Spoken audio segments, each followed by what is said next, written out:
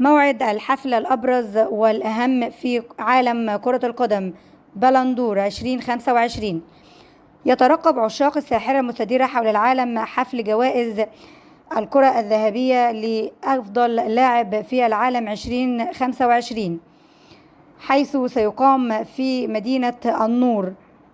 عاصمة فرنسا باريس،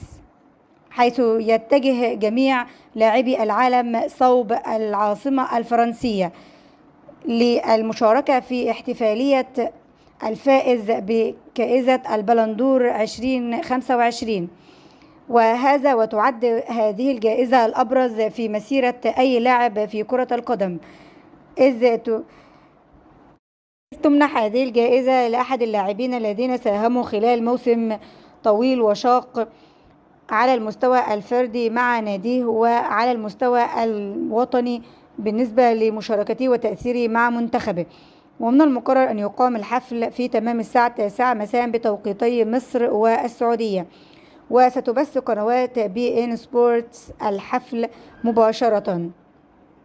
في منطقة الشرق الأوسط وشمال إفريقيا.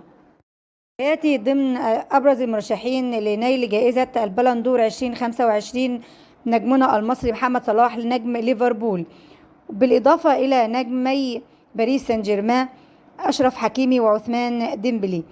وكيليان مبابي نجم ريال مدريد، ولامين يامال نجم البارسا، وجود بيلينغهام ورافينيا وإيرلينغ هالاند ودوي نجم باريس سان جيرمان. يشار إلى أن رودري نجم السيتي والمنتخب الإسباني قد توج بآخر نسخة للبلندور 2024، ويتربع على عرش قائمة الأكثر تتويجا بالبلندور النجم الأرجنتيني ليونيل ميسي بواقع 8 مرات، يليه الدون كريستيانو رونالدو بواقع 5 مرات.